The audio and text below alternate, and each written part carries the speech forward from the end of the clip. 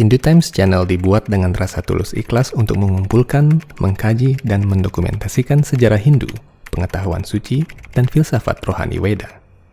Apabila Anda ingin mendukung channel ini, kami mengundang Anda untuk mengklik tombol like dan subscribe, serta membagikan konten-konten kami.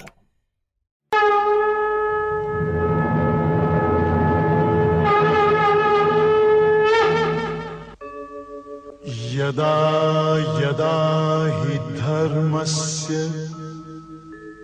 ग्लानिर्भवति भारत अभ्युत्थानम् अधर्मस्य तदात्मानं सृजाम्यहम् परित्राणाय साधूनां विनाशाय च दुष्कृतां धर्म संस्थापनार्थाय संभवामि युगे युगे.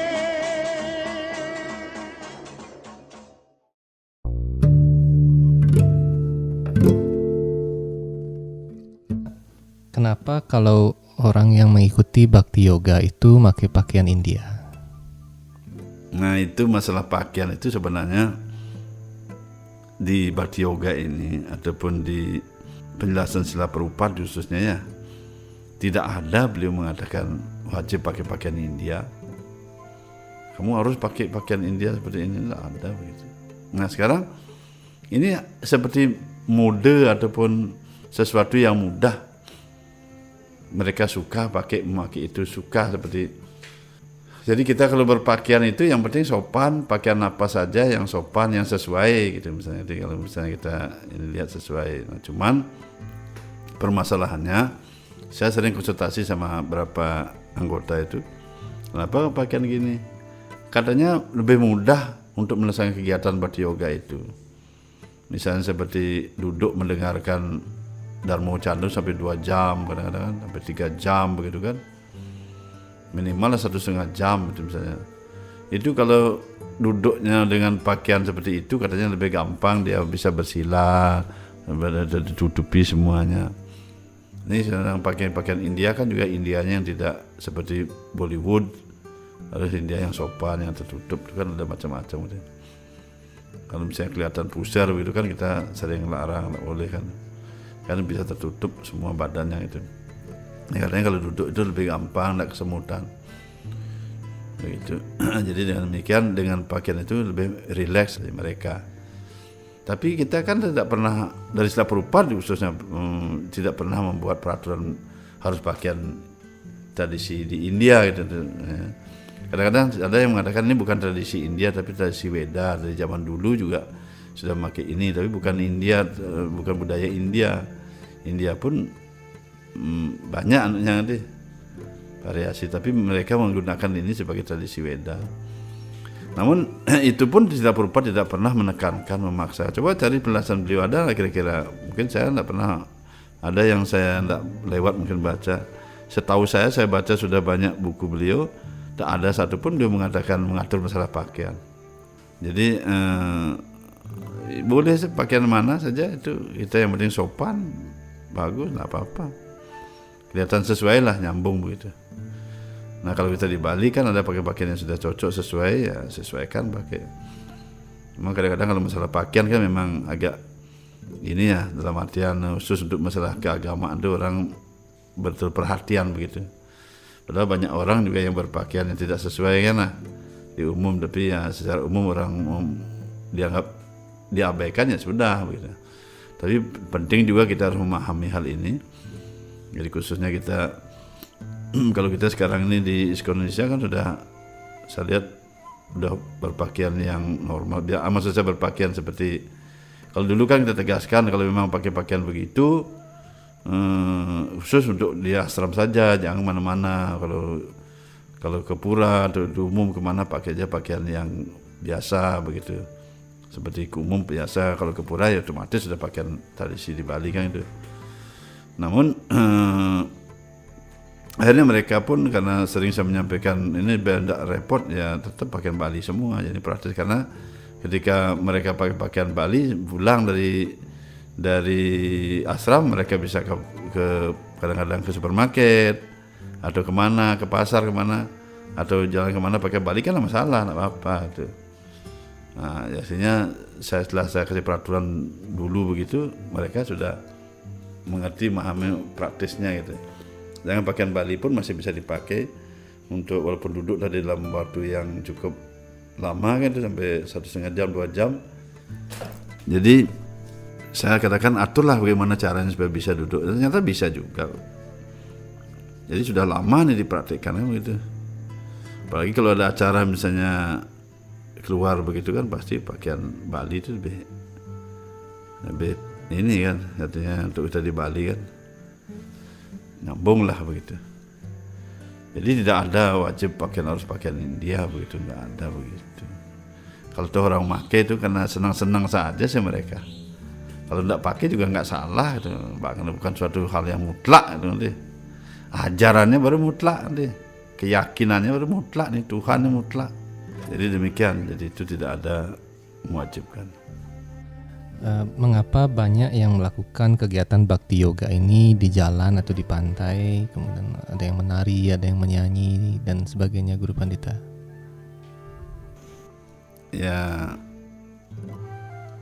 yang sering kita lihat itu ya. Iya, padahal kan di podcast sebelumnya Guru menyampaikan ini seharusnya dilakukan di tempat-tempat khusus atau yang sudah diperuntukkan begitu, misalnya di ashram demikian. Iya, iya.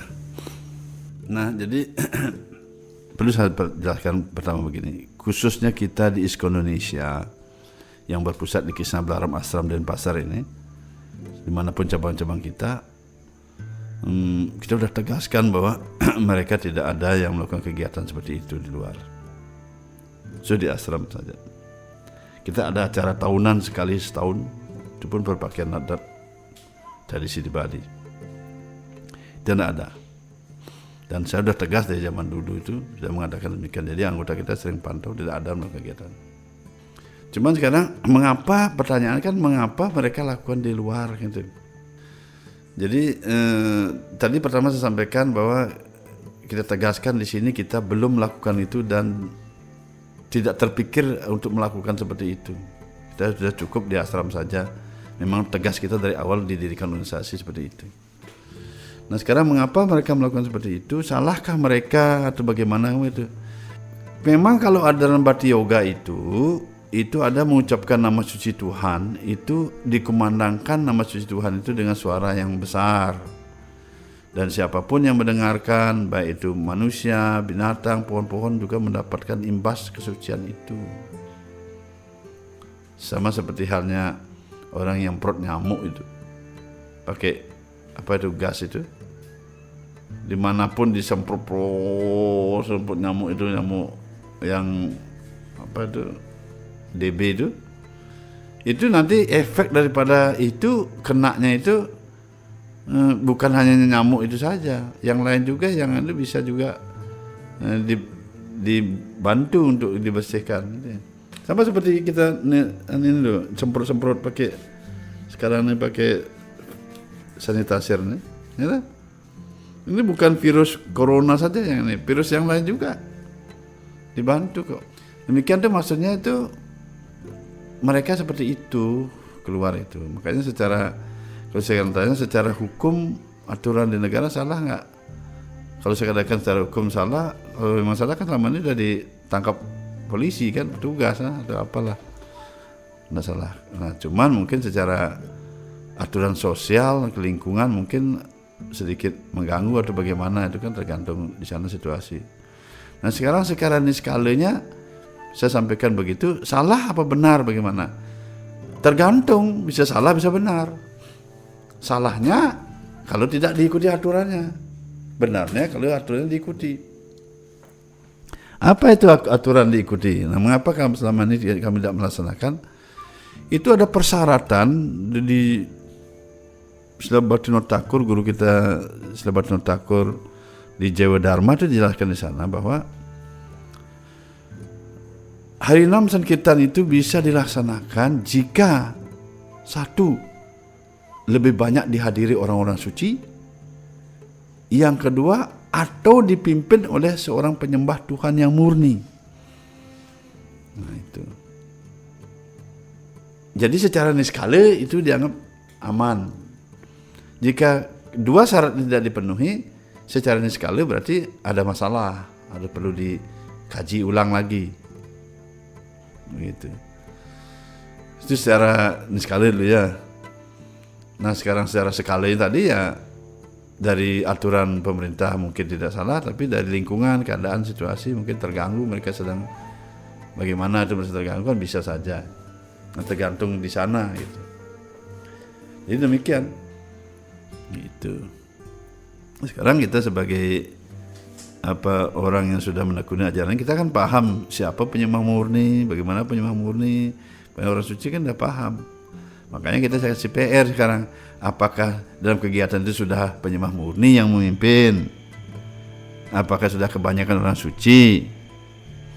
Kan gitu dulu. Kita tidak boleh menyalahkan juga, saya juga tidak bisa menyalahkan mereka. Tapi pertanyaan itu saya lontarkan untuk diri saya sendiri, untuk kita. Untuk mereka terserahlah mereka bagaimana mengartikan. Itu. Demikian. Jadi karena itu pun harus paham tentang bagaimana masuk Sila Prabhupada dari dulu, bagaimana mengajaknya semua. Jadi apa penjelasan dari seorang acarya itu supaya kita tidak berspekulasi kan itu. Supaya kita mendapat ajaran yang penjelasan yang tepat juga, yang sesuai. Inilah risikonya kadang-kadang kalau memang banyak orang, pasti ada aja sesuatu yang bagaimana namanya banyak orang itu ya. Kesalahan-kesalahan yang fatal, yang bahkan yang tidak sesuai dengan aturan juga bisa terjadi kan itu ya.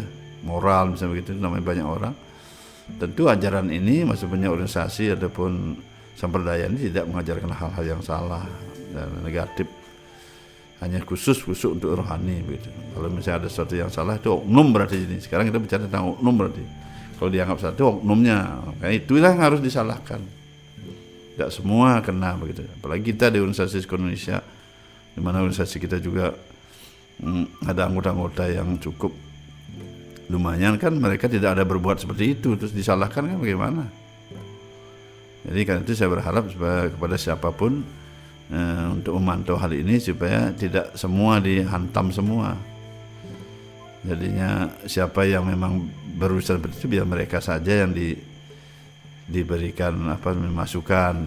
Tapi saya garis bawahi lagi, sekiranya diberikan himbauan dengan cara yang santun, yang diajak duduk bersama semua orang-orang spiritual itu, orang-orang yang hatinya ya secara umum lah hatinya lunak begitu, baik, pasti mereka mau diajak untuk dikasih nasihat begitu. Nasihatnya sudah dikasih peringatan, nasihat juga sudah ada duduk bersama juga nak mau. Nah ini lain masalah lagi. Bandel ya silahkan, bagaimana kan aturannya untuk mereka gitu. Nah itu saya sampaikan. Dan bagaimana dengan Rata Yatra Guru Pandita? Bagaimana selama ini di ISKCON Indonesia menjalankan Rata Yatra? Begini ya, kalau kita bilang tadi kita tidak pernah keluar, kita jelaskan bahwa di ISKCON Indonesia khususnya yang berpusat di Kisah Baru Asram ini, itu Rata Yatra itu hanya dilaksanakan setahun sekali pada hari hanya. Hari apapun kenanya, hari hanya yang bersamaan dengan Rata Yatra di pusatnya di Jagannath Puri di India. Saya tidak pernah mengambil hari yang lain. Begitu. Nah, bagaimana dengan kegiatan itu? Itu kegiatan Rata Yatra itu adalah secara Balinya ide betara ngelunge. Itu kasarnya. Kita kan nyungsung beliau secara aturan Bhakti Yoga itu kan ada namanya Arcanam. 9 cara bakti itu salah satunya Arcanam, artinya memuja Pratima. Arcanam itu. Arcanam sarwa pujanam kan begitu. Ya, dengan segala pujian kita memuja wujud Tuhan itu bentuk arca. Ini 9 cara bakti. Nah, karena itu kita memuja arca Sri Krishna itu yang disebut dengan Jagannath. Ada cerita sejarah kan sudah di Hindu Time, saya lihat sudah ditayangkan tentang Jagannath itu kan.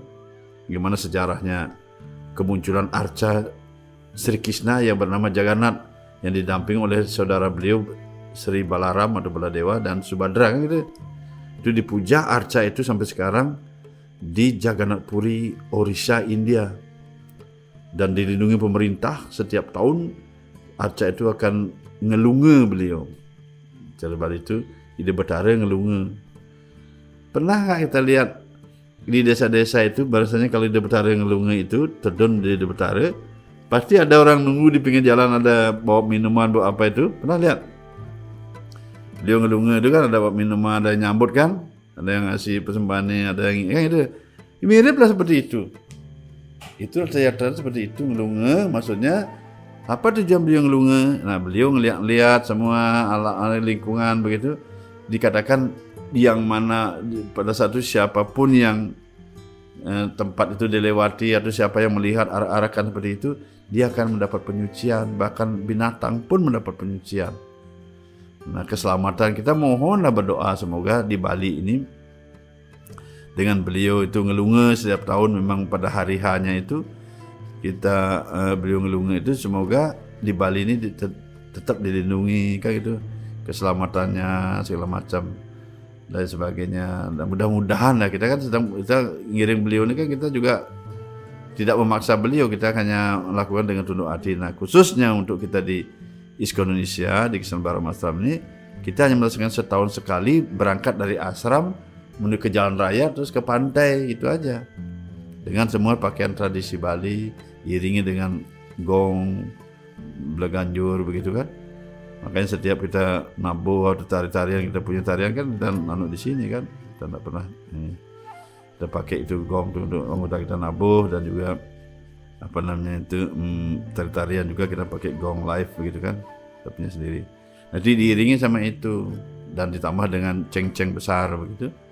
Nah, semua pakaian tradisi, kemudian kita menyanyikan nama suci Tuhan, Maha Mantra. Karena pada zaman dulu 500 tahun yang lalu, Catra Mahaprabhu, beliau ketika Ratha Yatra itu, beliau di sana terlibat di sana, dan beliau mengajak para penyembah itu dengan menyanyikan nama suci Krishna di depan arca itu, memuji si Jagannath itu kan si Krishna sendiri.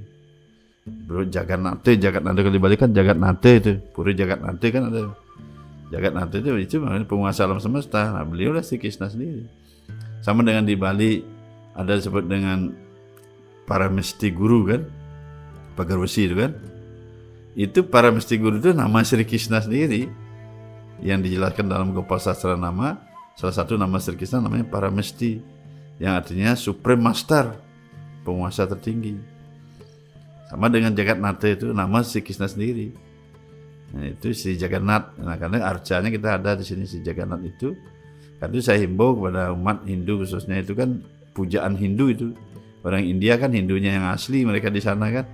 Sumbernya maksudnya kan masalah apa, nanti yang menghina dia kasihan. Sama dengan kita di Bali, di Betara Ngelunga. Kadang-kadang kan ada barong, ada itu kan. Itu tidak boleh dihina kan, kita temukan sering kita kadang-kadang ketemu lewat, kita nyakupin tangan ya, kita apa namanya, tunduk gitu kan. Kadang-kadang kita beliau lewat, saya stop mobil dulu kan, dan sambil nyakupin tangan.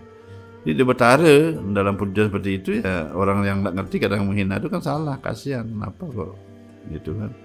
Ini kan juga beliau ini kalau dihina nanti kasihan, kita umat Hindu ini terjadi sesuatu kesalahan. Nah, tentu Tuhan akan mengampuni, maafkan, dan kita pun berdoa supaya dimaafkan semua kan itu. Di Betara ledang, kayun, tedun, ngelunga kan itu.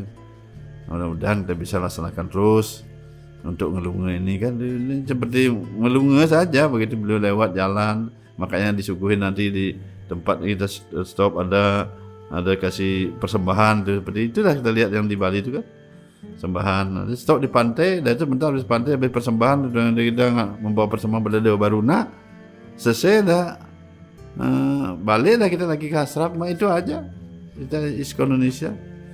Saudara tidak pernah buat di tempat lain acaranya, gabung di mana begitu, kita tidak pernah ikut begitu. Kita khusus, kita beda, kita tidak pernah nyambung di mana begitu, ikut orang itu tidak pernah ikut-ikutan. Kita itu aja program setahun sekali, kita tidak pernah buat program yang lain lagi, dan hari hanya lagi. Walaupun hari Senin, hari Minggu, hari apa, kecuali harinya pi pas kena ya kita tidak bisa laksanakan itu. Wajib kita tidak boleh kita lakukan. Mudah-mudahan tidak kena hari nyepi kan gitu ya. Nah itu kita lakukan begitu. Jadi dengan kan kita hanya berjalan, mengucap sambil menyanyikan nama suci Maha Mantra Hari Krishna tadi, supaya mudah-mudahan dengan adanya beliau sekarang terdun, karena beliau yang terdun langsung memargi atau ngelunge, kita iringi dengan puji-pujian beliau Muhammad Tariq Krishna, mudah-mudahan beliau memberkati sehingga mantranya juga akan memiliki kekuatan khusus untuk orang-orang yang mendengarnya bisa hatinya menjadi disucikan, dibersihkan itu. Mudah-mudahan kalau ada keluarga yang mungkin bermasalah akhirnya dia bisa ini. Katanya saya juga kalau ada arak-arakan begitu, kadang-kadang kalau orang berdoa, doanya bisa dikabulin begitu. Kata-kata orang, tapi kita kan nak mengajak orang untuk hal itu. Terserah lah urusan pribadi. Sama dengan di Betara yang Lunga tadi, kadang-kadang kita berjalan, kita kan sebenarnya udah berdoa juga ya. Nah seperti itu. Orang-orang juga begitu. Nah seperti itulah kita lakukan rata-rata setahun sekali. Dengan tradisi pakaian Bali semua seperti orang Melasti itu. Cuman kita program dari ashram keluar ke jalan, kemudian ke pantai, kan dekat pantai kita ashram kita ini kan. Udah ke laut bersamaan, udah beruna, ada balik lah lagi itu, cuman itu saja. Nggak ada buat acara lain yang lagi tambahan, buat stand, buat ini jualan ini, nggak ada begitu kita buat. Kita memang ingin yang sakral lah, kita melaksanakan kegiatan. Aturan sudah kita sepakati dulu di ashram saja ya ashram. Nah itu pun sudah kita melapor kepada pengamanan semua dan dikawal pecalang desa kan. Polisi juga jadi mengamankan kan, kadang-kadang LAJR kan dia, kadang-kadang dari tentara juga ada yang mengamankan. Ini sudah kita diatur begitu. Nah bagi teman yang lain juga melaksanakan rayaan di tempat lain itu juga mungkin dengan cara di sana yaitu hak di sana, di sana. Saya yakin juga pasti sudah minta izin, walaupun diadakan di mana kan itu ada izinnya lah. Nah itu aja saya sampaikan. Baik, terima kasih Guru Pandita. Semoga dapat memberikan pencerahan bagi Sobat Hindu Times sekalian dimanapun Anda semua berada. Untuk kawan-kawan yang juga ingin bertanya kepada redaksi Hindu Times, silahkan menghubungi kami lewat kolom komentar dan juga melalui direct message dari Instagram. Mari kita akhiri dengan Parama Santi. Om Santi, Santi, Santi, Om.